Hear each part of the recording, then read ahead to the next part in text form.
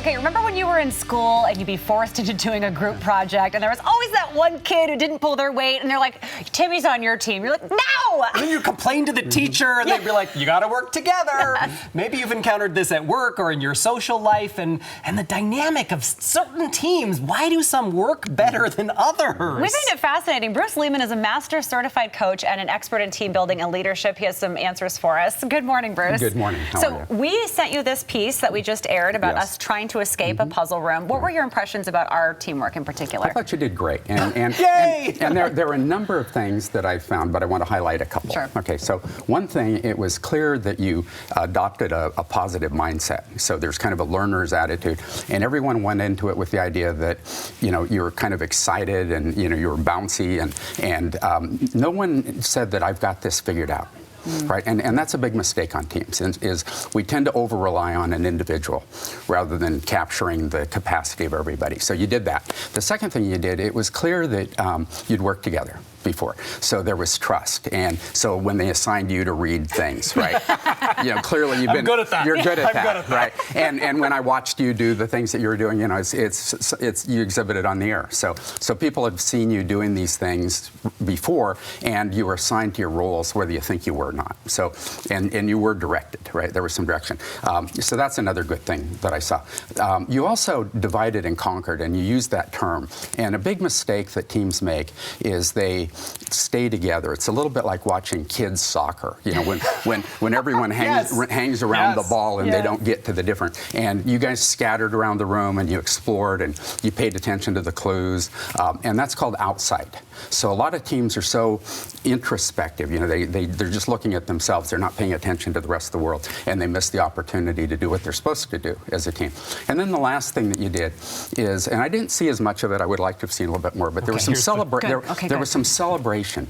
You know, and when you're doing things that are ambiguous, and that the task wasn't cut and dried, it was, you know, you didn't know what was going to happen.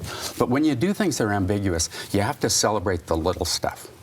You have to celebrate the fact that you discovered something, or you know that the door opened, right? And we tend to on teams to want to celebrate the finished product.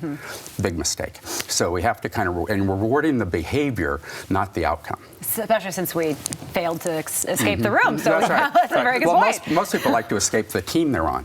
So that's a different story. So is it a myth that you have to have certain people or kinds of people on a team to make it successful, or is it more of a team mindset? No, it is. You need to leverage diversity, right? And the biggest mistake that I see teams make is the boss likes to hire people who make them feel comfortable, and they look like them, right? So what I used to tell my teams, if that was true, all I need is me. Right? You don't need diversity. One thing that your team had going for it is you had some women on it.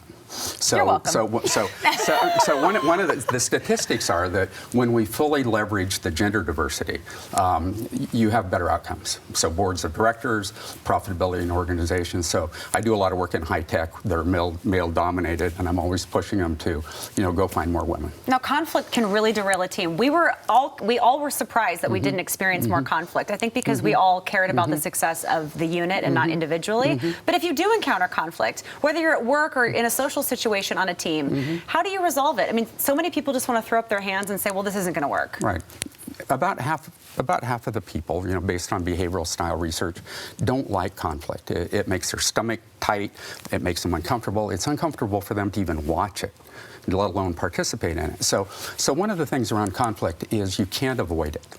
You know, it's like putting tuna fish in Tupperware and think it gets better over time, right? So you just have to kind of get it out and deal with it. I like the word confrontation, and confrontation means literally putting something in front of you with another person. So if you practice, you know, kind of how to deal with each other and confront issues, I think newspapers would be much thinner, right? So you kind of get it out of the way early before it escalates. So not avoiding conflict, and then I think the other thing is doing it appropriately. So you're tackling the issue, and you're doing productive conflict where you're not going at personality or things that people can't change. Well, I'm going to celebrate the victory of this interview and thank our producer, Bavisha, for booking you, and thank you and celebrate you for bringing this. So we're going to make that a learning Yes. experience Yes. for this. Great. Yes. So Bruce Thank Leamon, you. It was great to be here. Thanks Thank for you. having Oh my me. gosh, Thank it's you. our pleasure. The Leamon And, Group. and congratulations. Thanks. Yeah. Thank you. LeamonGroup.com if we want to learn more about your coaching work. Yeah. Thank you very much. Thank you so much.